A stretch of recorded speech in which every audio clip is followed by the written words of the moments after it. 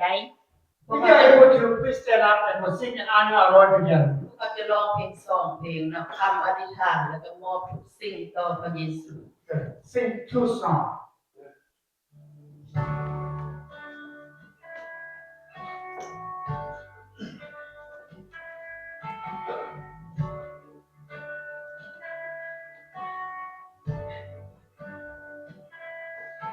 Bidah พระเจ้าแห่งฟ้าสวรรค์ขอพระนามพระองค์เป็นที่สรรเสริญบูชาพระเยซูและมอบคำอธิษฐานขอพระองค์สำเร็จเป็นจริง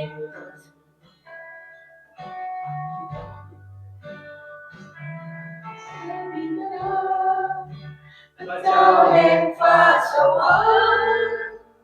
ขอพระนามพระองค์เป็นจริงสรรเสริญบูชาพระเยซูและร่วมคำอธิษฐานขอพระนามพระองค์สำเร็จ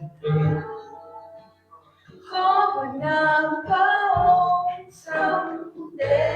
จเป็นจริง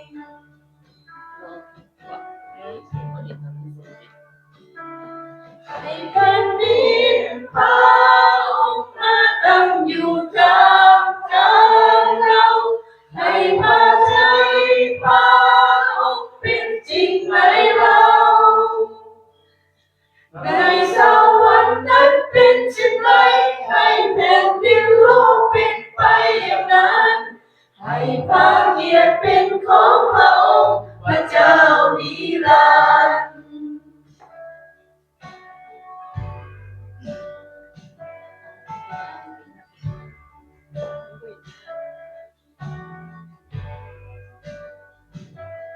พระบิดา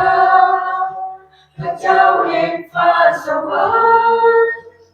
ขอพระนามพระองค์เป็นที่สรรเสริญบูชาพระเยซูและร่วมคำอธิษฐานขอพระนามพระองค์สำเร็จเป็นจริง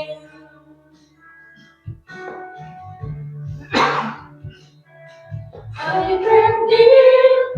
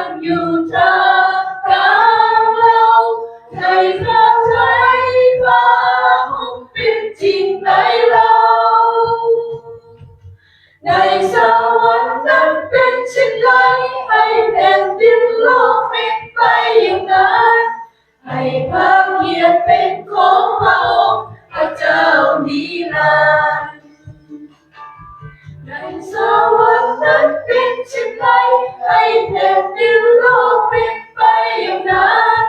ให้พระเกียรติเป็นของพระองค์พระเจ้านิรั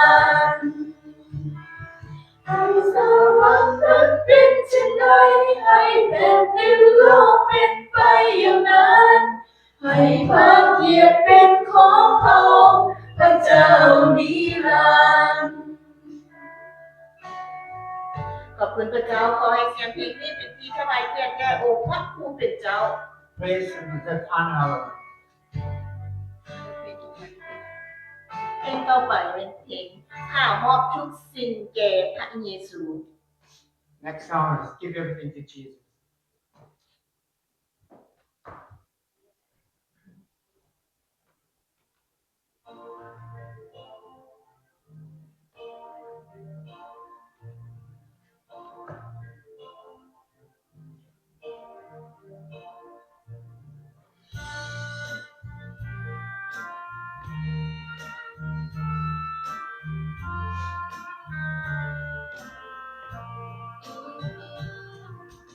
ข้า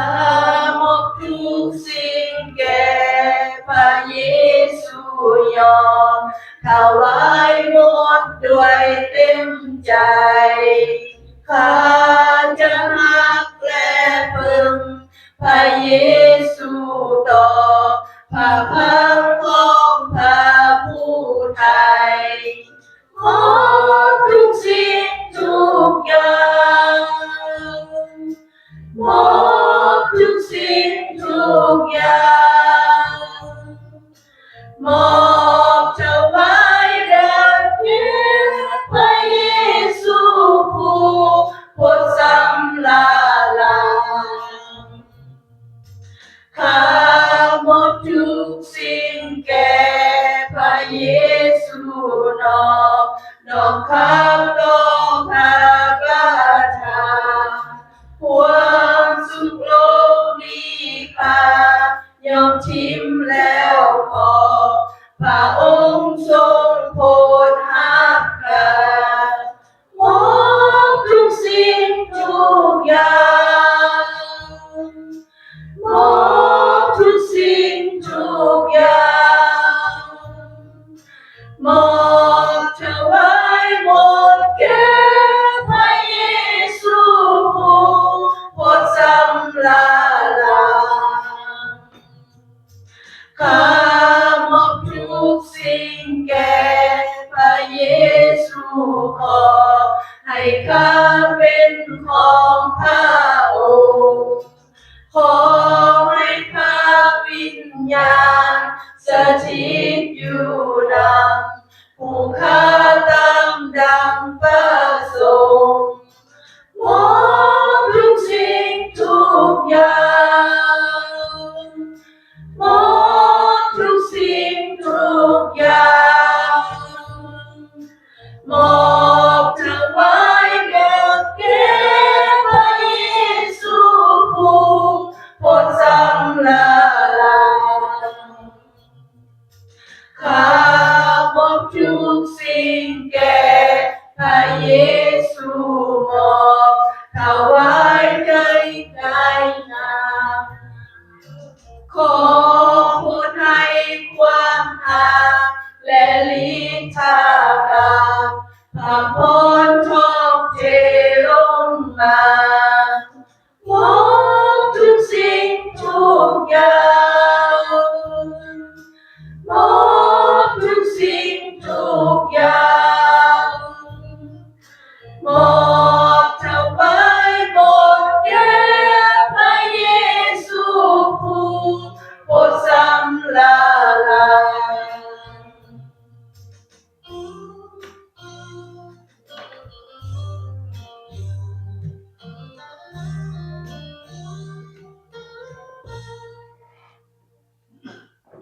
สรรเสริญองค์พระผู้เป็นเจ้า Praise O Heavenly Father.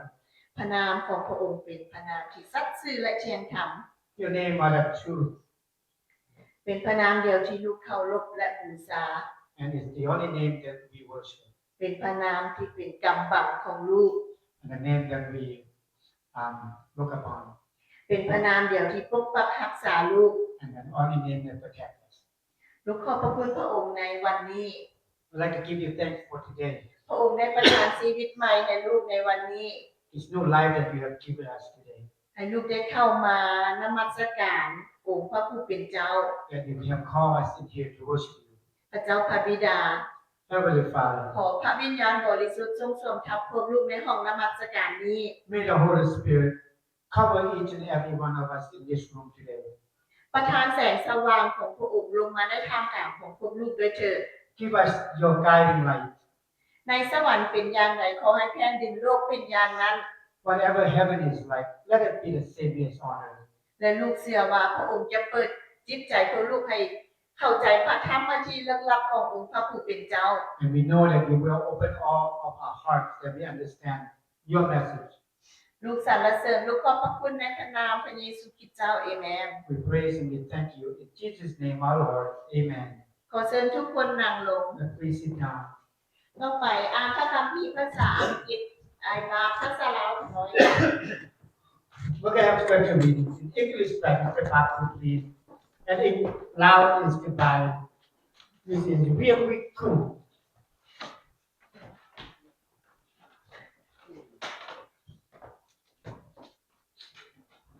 And scripture reading, first scripture reading of today is Psalm 46, 1 through 2. God is our refuge and strength, always ready to help us in times of trouble. So we will not fear when earthquakes come and the mountains crumble into the sea.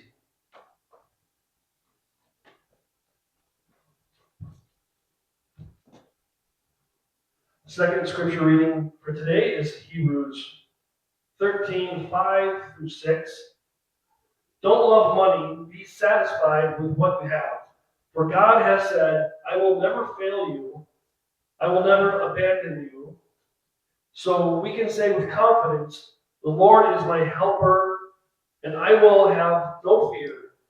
What can mere people do to me? Amen. ฉะนั้นขออ่านพระคำเพลงสรรเสริญบทที่46 1-2หัวข้อกล่าวว่าพระเจ้าอยู่กับเฮาทั้งหลายพระเจ้าเป็นที่กำบังและกำลังของพวกขน้อยพระองค์พร้อมช่วยสู้ให้ในข่าวพวกขน้อยยากลำบากฉะนั้นพวกขน้อยจึงบ่ย้านแม้นว่าโลกนี้จะสะท้านหวั่นไหวหน่วยภูถล่มใส่มหาสมุทรอัน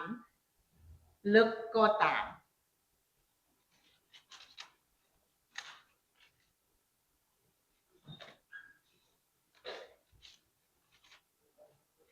เฮบเรบทที่13ข้อ5หาข้อ6หัวข้อกล่าวว่าจงดำเนินชีวิตให้เป็นที่พอพระทัยพระเจ้าจงให้การดำเนินชีวิตของพวกเจ้าเว้นจากการหักเงินหักคำจงพอใจในสิ่งที่ตนมีอยู่เพราะพระเจ้าเองทรงกล่าวว่าเฮาจะบ่ปะเจ้าหรือทิ่มเจ้าเสียจักเทื่อด้วยเหตุนั้นจงให้พวกเฮามีใจกล้าและกล่าวว่าองค์พระผู้เป็นเจ้าเป็นพระผู้ช่วยของข้าพระเจ้าและข้าพระเจ้าจะบ่ย้านกลัวมีผู้ใดแดจะเฮ็ดหยังให้ข้าพระเจ้าได้ขอบคุณพระเจ้าขอทุกคนลุก Thank you, we thank you, Bob. Let me all of us stand up and go to a grateful offering. สรรเสริญขอบพระคุณองค์พระผู้เป็นเจ้า Praise and we thank you, Heavenly Father, พระองค์เจ้าได้ประทานเรียกการงาน for the work you've given us. ปกปักรักษาคุ้มครองลูก Protect us and guide us, ประทานครอบครัวให้ลูก and giving us this family. ทุกอย่างที่ลูกมี Everything that we have, ล้วนแต่มาจากพระเจ้าพระบิดา and we know it because of you. ขอบพระคุณพระองค์ที่ประทานความสมชื่นยินดี And we thank you for the happiness that you've given us. ขอพระองค์เจ้าทรงสืบต่อไป May you, Father, continue และนำทางพวกลูกไปทางที่ชอบธรรมอยู่เสมอ and lead us to the righteousness. ลูกมีทรัพย์สินมาฝากในครั้งขององค์พระผู้เป็นเจ้า We have this treasure for you, Father. ขอให้ทรัพย์สินเหล่านี้ให้เกิดดอกออกผลในเวียกงานของพระผู้เป็นเจ้า May this treasure prosper in all of your work. ขอพระองค์เจ้าทรงอวยพระพรผู้ที่ถวาย And may you, Father, สิ่งใดที่เขาขาดพระองค์รู้ดี bless all the hand that offer this morning. You know what they are short of or what they need. พระบิดาเจ้าขา Oh, Heavenly ขอพระ Father, องค์เจ้าทรงนำทางพวกลูก yeah, และ thank ประ you. ทานความหักสมซึ้งยินดีให้ลูกอยู่เสมอ Continue to guide us and lead us all the time. ลูกสรรเสริญลูกขอบพระคุณในพระนามพระเยซูคริสต์เจ้าเอเมน We praise and we thank you in Jesus' name, our Lord. Amen. ขอเชิญทุกคนนั่งลง And please sit down now. We're going to hear a special song from Mrs. Donna Queen.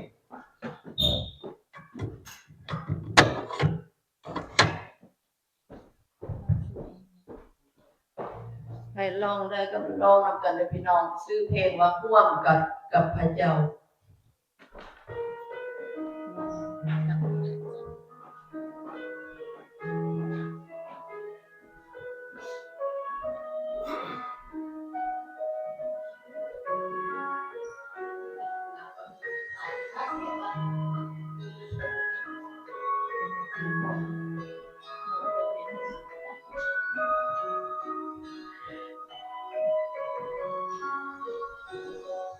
ถ้าจะให้เขาอยู่น้ำกันได้ใจเขานั้นต้องเทียมให้หมดสิ้นไปเขาจะเป็นหนึ่งเดียวกันกับพระองค์ชีวิตใหม่พระเจ้าจะเป็นผู้ให้ทุกอย่างพระองค์จะประทานให้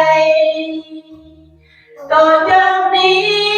เอาหวังอยู่กับพระองค์สามัคคีศึกษาพระธรรมพระเจ้าเอาทุกคนดูใจซึ่งกันและกัน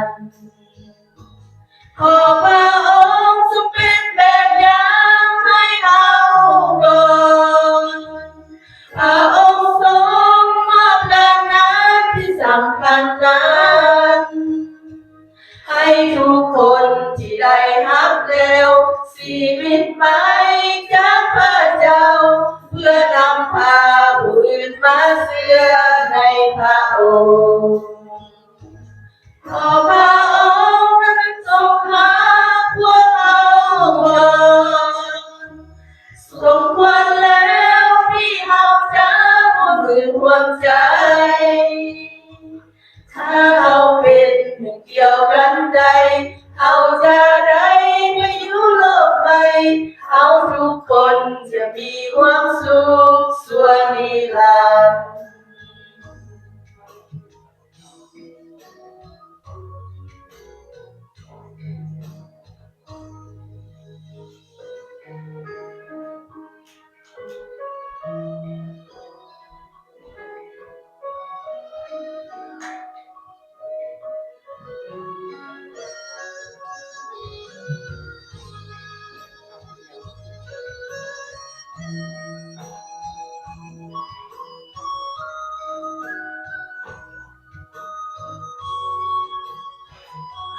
ขอพระองค์ทรงเป็นแบบอย่างให้เรา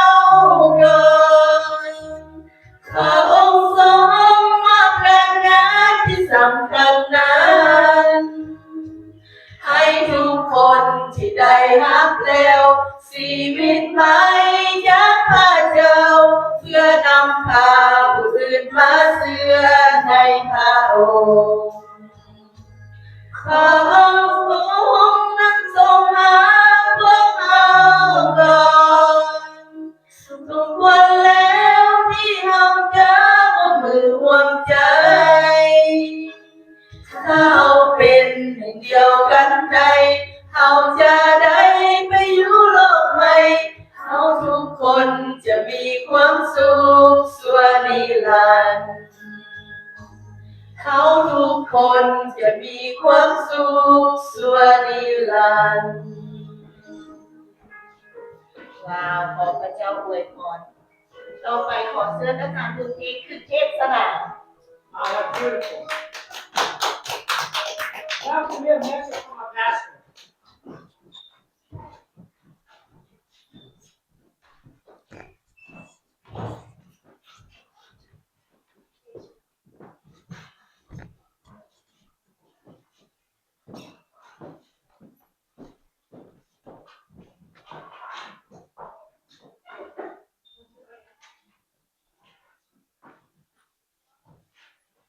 สบายดีพี่น้องทุกคน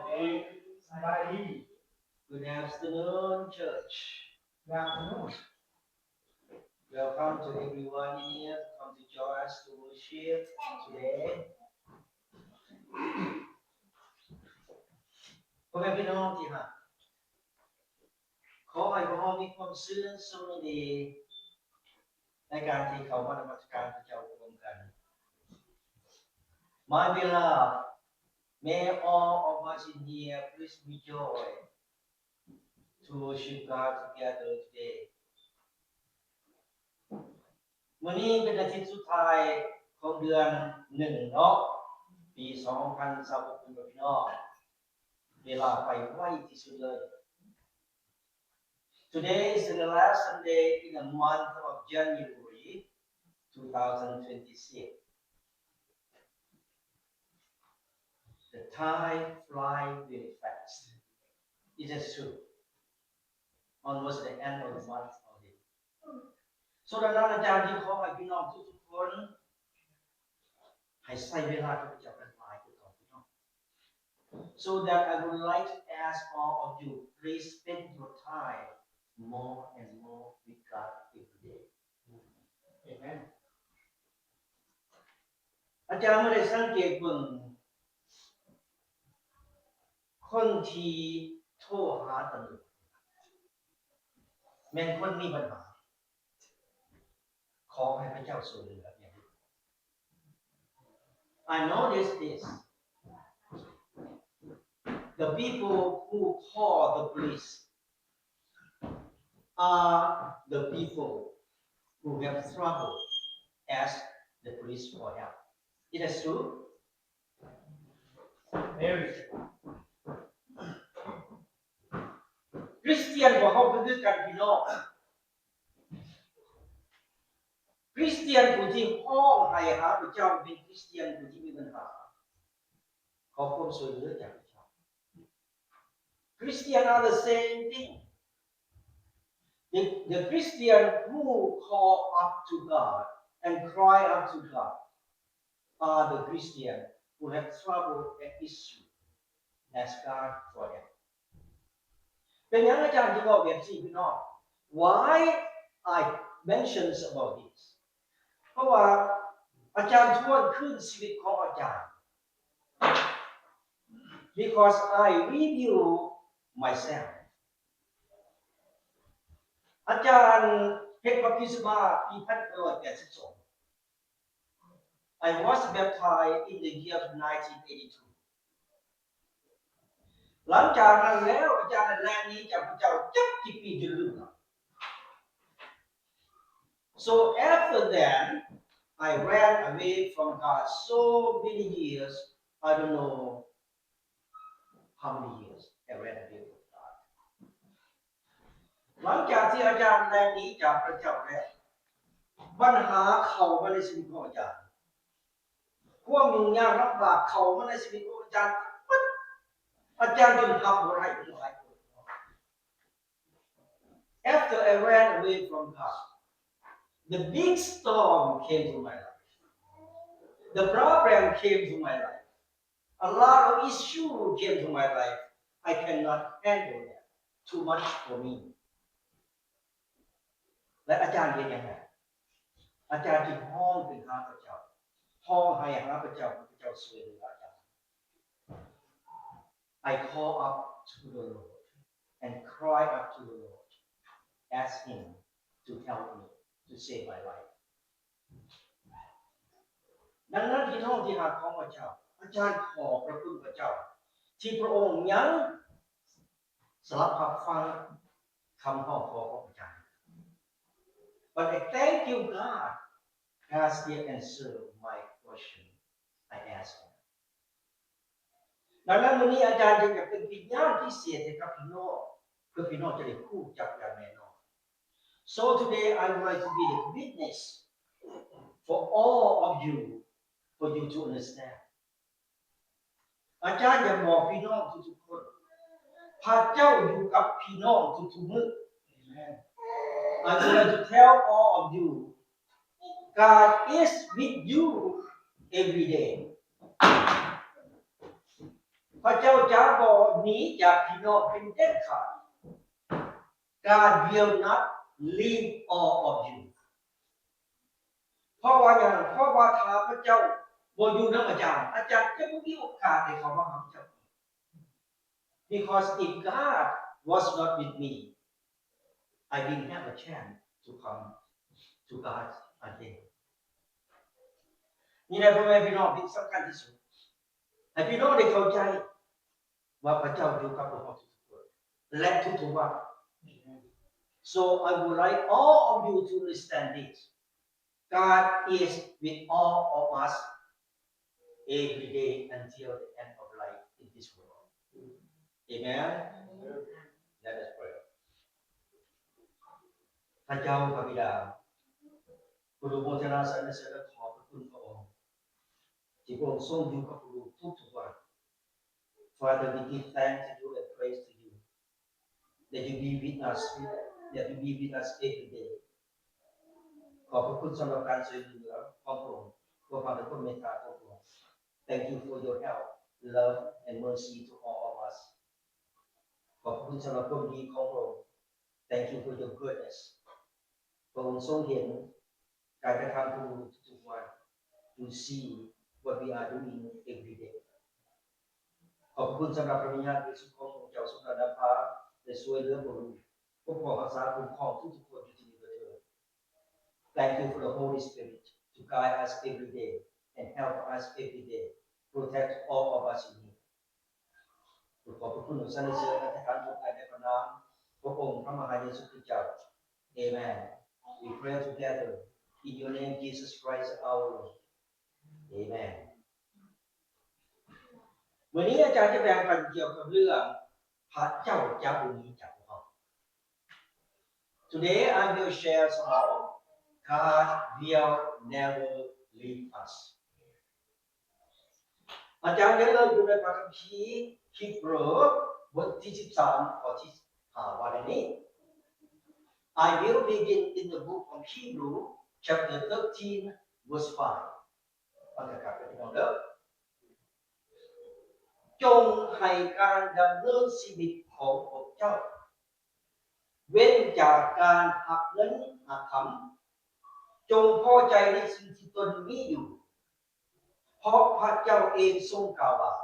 เขาจะบอกว่าเจ้าหรือทิ่มเจ้าจะถือขอบคุณสำหรับคำของพระเจ้า Hebrew 13:5 Keep your life free love of money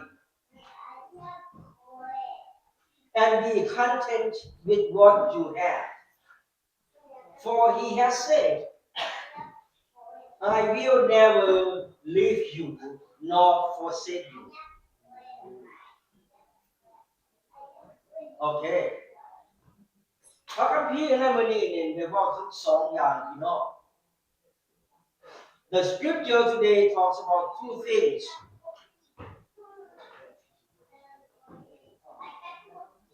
Number 1เป็นบอกเรื่องเงินข้อที่2เป็นบอกถึงพระเจ้าจะบ่หนีจากพวกเรา Number 1 The scripture talks about the money Number 2 Scripture talks about God will never leave us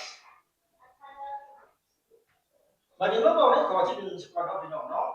Now let's talk about number 1 about the money พวกเขาไปลาไปการทำงานทุกวันเพราะพวกเขาต้องการเงินแม่ได้บอกพี่น้อง Yes We are working every day because we need the money right Yes อาจารย์ก็เชื่อว่าถ้าพวกเขามีเงิน เป็นการดีของเราเนาะ I believe good to have the money to support the family right แต่พระคัมภีร์ในมื้อนี้ได้บอกเฮาอย่าหักเงินหลายเกินไป But the Bible today, the scripture today is telling to all of us, do not love the money too much. อาจารย์อยากให้พี่น้องเข้าใจระหว่างมีเงินกับหักเงินบ่คือกัน So I would like all of you to understand this between have the money and love the money is not the same. It's different. พี่น้องมีเงินหลายปานใดก็ได้ถ้าพระเจ้าอวยพรพี่น้อง You can have much money if you want to if God bless you. แต่อย่าหักเงินอย่าบูชาเงิน But not love the money, not worship the money. เป็นยังพระเจ้าจะบอกให้หักเงินหักคำหลายพี่น้องมีหลายเหตุผล Why God He did not want us to love the money or worship the money? So many reasons. He will tell us today. คนหักเงินหลายอยู่พี่น้องเงินจะดึงออกจากคนเสือของเจ้า If you love the money too much, the money itself will pull you out from your faith in God. The money will pull you out from church. The money will pull you out from worship God. The money will pull you out from God's service. The money will pull you out the love of God. คนที่หักเงินหลายอยู่พี่น้องจิตใจบ่มีความสงบสุขเพราะเขาคิดเรื่องติดเงินในหลายจะได้แห่งนี้และก็บ่มีงานที่จะทำ The people who love the money they didn't have peace in the heart because every day every time they think about the money บางครั้งก็ตัวบอกได้พี่น้องว่าจะได้เงินหลายศรัทธาได้หลาย because they need the money บางครั้งก็ลาพี่น้องเนาะว่าจะได้เงินหลายศรัทธา they steal because they love the money ลางเทื่อก็บ่ศักดิ์สิทธิ์พอได้พี่น้อง Sometimes it's not faithful because they love the money แต่อาจารย์จะบอกพี่น้องทุกๆคน but I would like to tell all of you เงินนี่สามารถซื้อหลายสิ่งหลายอย่างได้เด้อพี่น้องเด้อแต่ว่าเงินนี่บ่สามารถซื้อทุกสิ่งทุกอย่างได้ The money can buy many things but the money cannot buy everything เงินนี่บ่สามารถซื้อทุกอย่างได้หรอกพี่น้อง The money cannot buy God เงินบ่สามารถซื้อความเชื่อ The money cannot buy faith เงินบ่สามารถซื้อชีวิตนิรันดรได้พี่น้อง The money cannot buy eternal life เงินบ่สามารถจ้างองค์เยซูเพื่อให้องค์พระเยซูนำพวกเขาไปถึงสวรรค์ The money cannot pay Jesus for him to bring them to heaven. No. The money cannot pay Jesus to stop them toให้พี่น้อง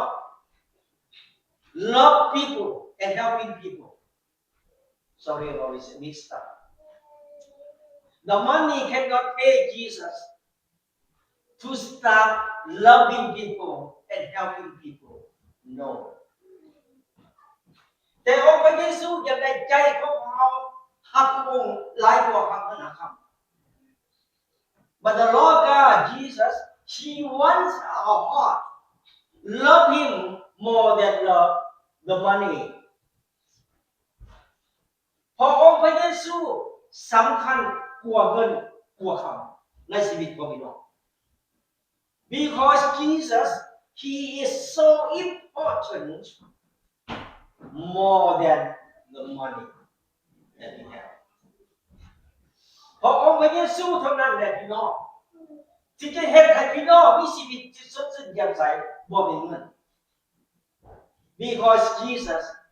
he can make you happy in life not just for money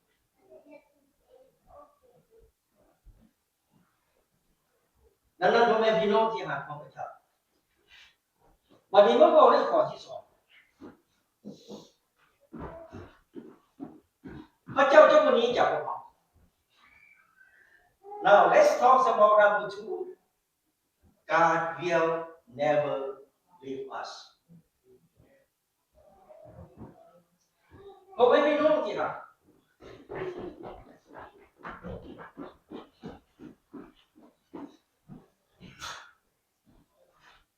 พ่อแม่พี่น้องที่รักมื้อนี้พระเจ้าได้บอกกับพวกเราทุกๆคนว่าพระเจ้าจะบ่หนีจากพวกเราเป็นเด็ดขาดพี่น้อง Today the Lord God is speaking to all of you God will never leave you at all because He loves all of you He really loves the world ดังนั้นพ่อแม่พี่น้องที่รักของพระเจ้านี่คือพระสัญญาของพระเจ้าที่ให้กับพวกเขาทุกคนอยู่ที่นี่ My beloved this is God's promise to give to all of you in here and the whole world พระเจ้าจะบ่หนีจากพวกเขาพระเจ้าจะอยู่กับพวกเขาทุกวันจนสิ้นลมหายใจในโลกนี้ God will never leave us God will be with us every day until the end of life in this world ดังนั้นอาจารย์จะบอกพี่น้องทุกๆคนถ้าหากพวกเขาเชื่อในพระสัญญาของพระเจ้ามั่นใจในพระสัญญาของพระเจ้าติดตามพระสัญญาของพระเจ้าพวกเขาจะบ่ย้านกลัวสิ่งใด So if we believe in God's promise if we trust in God's promise if we follow in God's promise I believe we will not fear for nothing เพราะว่าพระเจ้าจะอยู่กับพวกเราปกป้องรักษาพวกเราเสมอ because God with us and always protect and watch over us safety comes from Him not from you ดังนั้นพี่น้องที่รักของพระเจ้าให้พวกเขามั่นใจในพระเจ้าเพราะพระเจ้าเตรียมพร้อมที่จะช่วยเหลือพวกเขาทุกสิ่งทุกอย่าง So trust in God's promise because He prepare and provide to help all of us เพราะว่าพระองค์ทรงเป็นพระผู้ช่วยพระผู้โปรดให้ผลสำหรับพวกเรา Because God He is Savior and He is our helper He ready to help all of us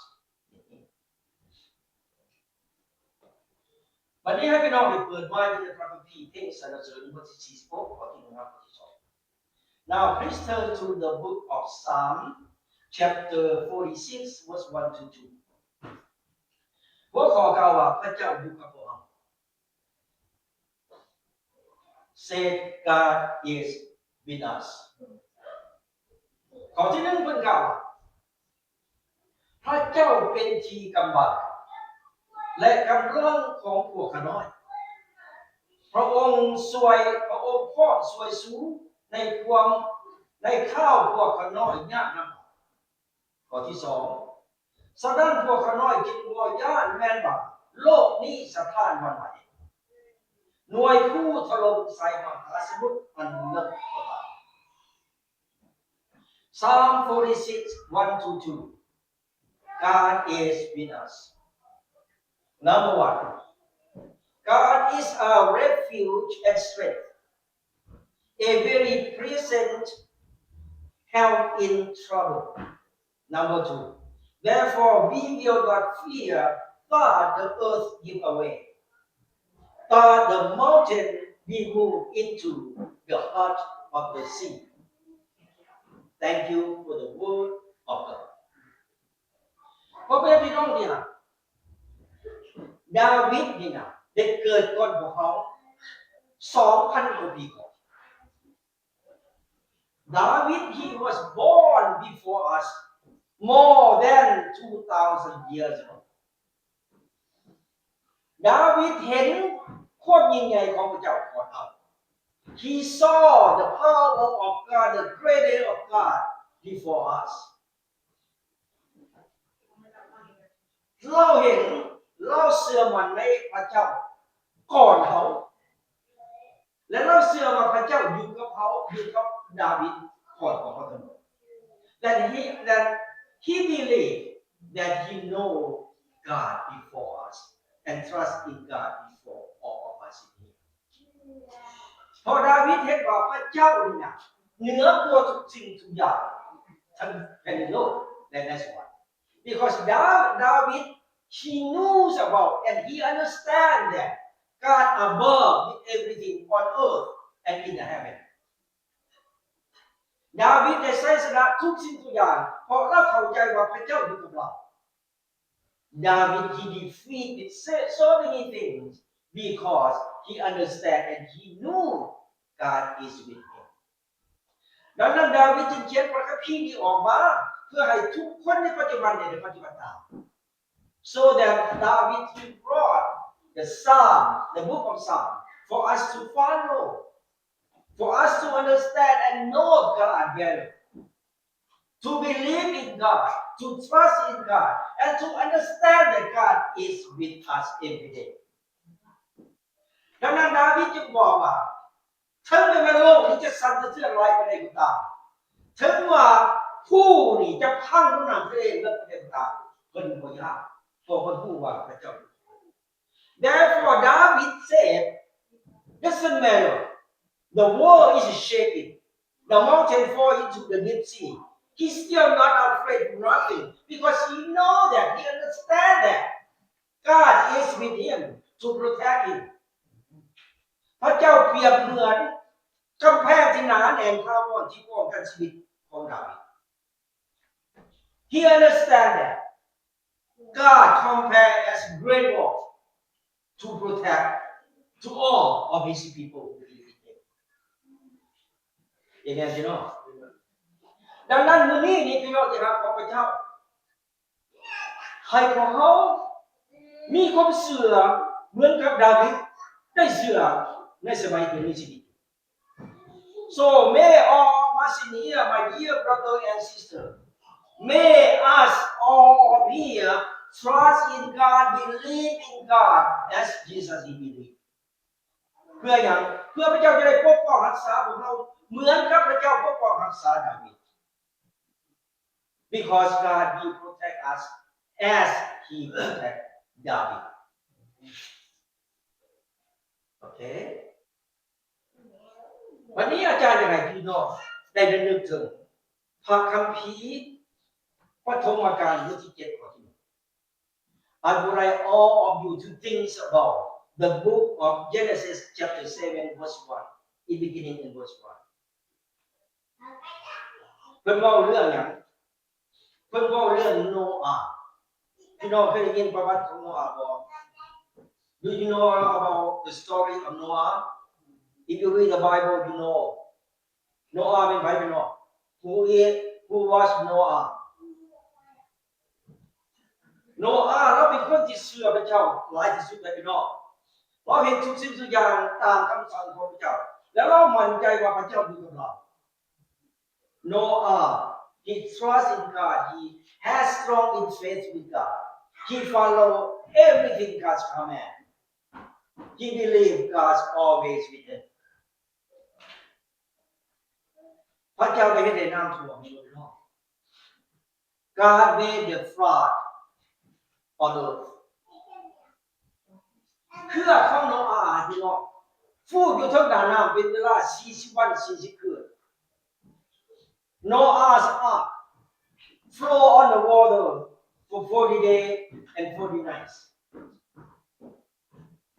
แต่โนอาห์ได้รับความปลอดภัยทุกสิ่งทุกอย่างเพราะพระเจ้าอยู่กับเขาพร้อมกับสัตว์ทุกชนิด But Noah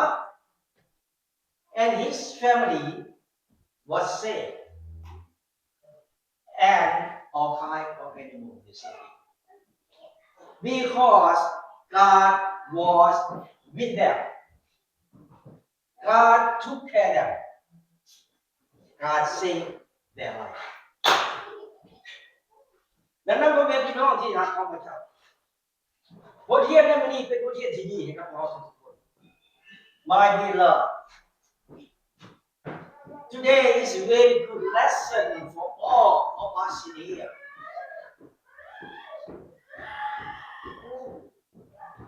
ให้พวกเรามีชีวิตเหมือนกับโนอาห์ชีวิตที่เชื่อในพระเจ้า So please have life as Noah. Noah believed in God. We need to believe in God. Noah มั่นใจในพระเจ้าให้พวกเรามั่นใจในพระเจ้า Noah trust in God. Why don't we trust in God? เพราะเราเห็นชีวิตของโนอาห์ได้รับความปลอดภัยของพระเจ้าอยู่กับเรา Because we see Noah's life in the Bible. He said because God was with him. We are the same thing. We will save if God is with us. Amen พี่น้อง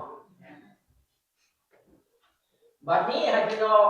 ได้มาระลึกถึงพระคัมภีร์อพยพบทที่3ข้อที่1 Now please think about the book of Exodus chapter 3 verse 1เป็นต้นไปพี่น้องโอเคในพระคัมภีร์บทนี้เพิ่นบอกเรื่องโมเสส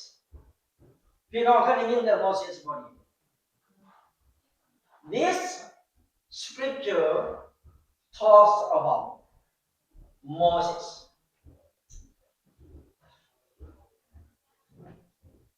I believe all of you knows about the life of Moses. Moses เป็นผู้ใดพี่น้อง Who was Moses is? All right.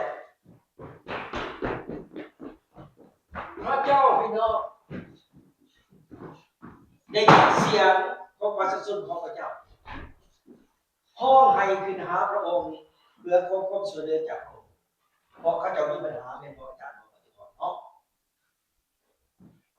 God has heard the voice of people cry up to him and ask him for help because they have problem and issue. They want to get away from to be the slave of Egypt. Right? ดังนั้นพี่น้องที่รักของพระเจ้าพระเจ้าจึงบอกโมเสสว่าให้กลับคืนไปยังประเทศอียิปต์และไปบอกกับกษัตริย์ฟาโรห์เพื่อให้กษัตริย์ฟาโรห์ได้ปลดปล่อยประชาชนของพระเจ้า So that the Lord God told Moses go back to Egypt and talk with the king for the king to release his people.But Moses ได้ตอบพระเจ้าว่าข้าน้อยเป็นมนุษย์ธรรมดาสามัญข้าน้อยจะไปบอกกับกษัตริย์ได้ยังไง Moses replied to God, I'm just a man. How can I speak with the king? พระเจ้าตอบโมเสสว่าเขาจะอยู่กับเจ้าฟังที่นี่พี่น้อง God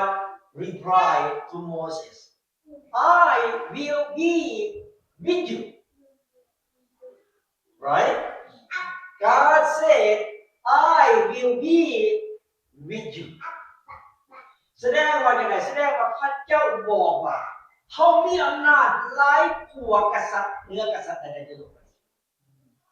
That means God show His power. I have the power more than any king in this world. I am the king of kings. Pharaoh is nothing compared to God's power. ดังนั้นโมเสสจึงเข้าใจและเชื่อในฤทธิ์อำนาจของพระเจ้าเชื่อในพระสัญญาของพระเจ้าว่าพระเจ้าจะอยู่กับเราตลอด Therefore Moses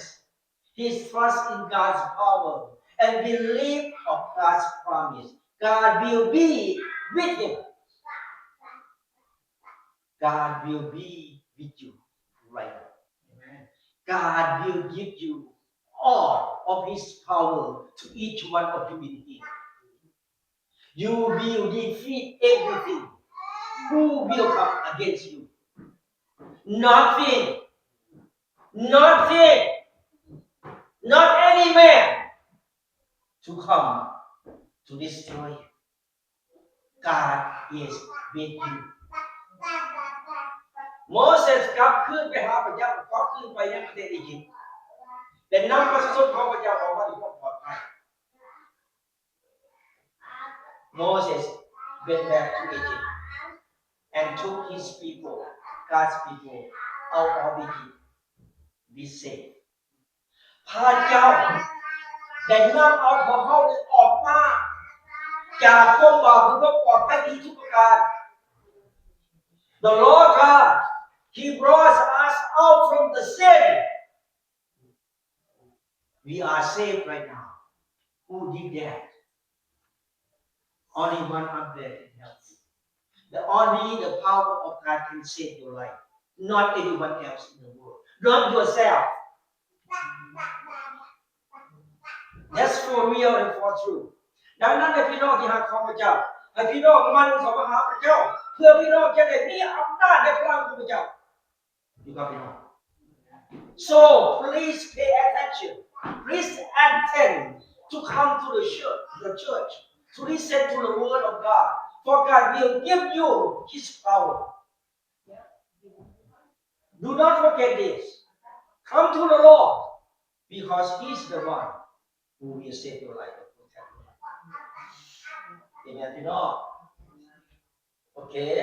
อาจารย์เชื่อว่าพระเจ้าจะปกป้องทีมประชาชนของผมเป็นเด็ดขาด I believe God will never leave His people like all of you and me. God will be with us every day. ให้มั่นใจในพระเจ้าและเชื่อในพระสัญญาของพระเจ้า Trust in God and believe in God's promise. Okay? Alright. เอาได้ขอสรุปในมื้อนี้เนาะ conclusion เงินนี่เข้ามาได้เงินออกไปในวันนี้แล้วมันเป็นของเฮาได้บ่เนี่ยแต่พระคัมภีร์ยังดำรงคงอยู่ The money come and go because it's not belong to you. But the word of God still stand forever. ตลอดไป But the word of God still stand forever and remain in this world. Amen. God bless all of you.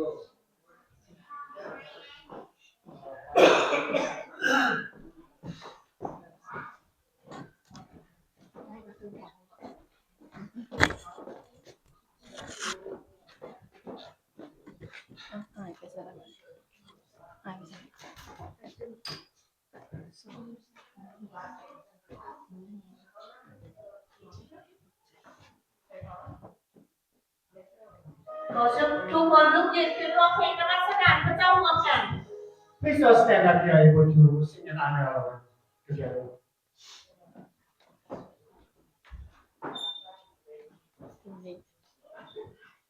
เพลงนี้มีชื่อว่าพรุ่งนี้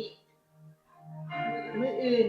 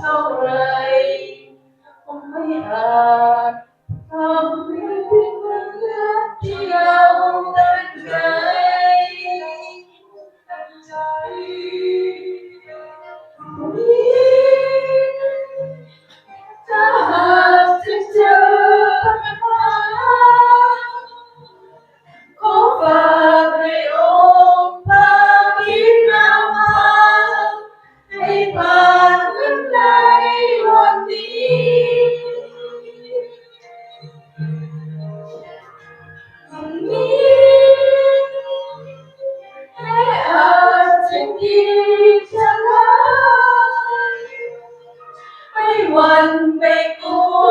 แต่ขอวางใจให้พระเยซูนำทาง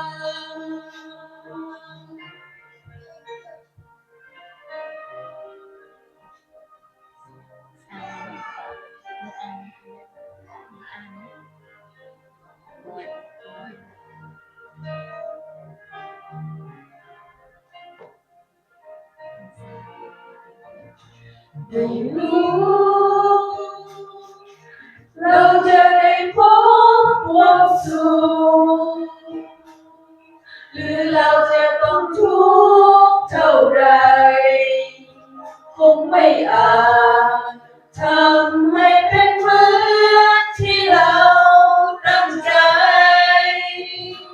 พรุ่งนี้ถ้าหากจะเจอปัญหาขอฝากให้องค์พระคิดนำพาให้ผ่านเรื่องในวันนี้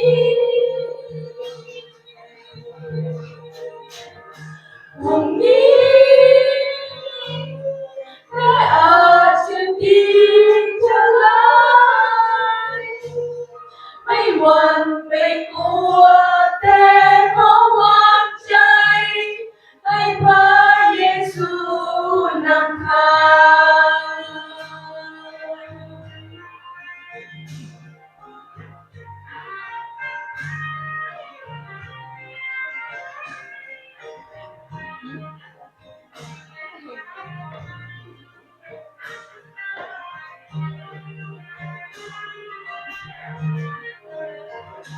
พรุ่งนี้แม้อาจจะดีจะร้ายไม่หวั่นไม่กลัวแต่ขอวางใจให้พระเยซูนำทาง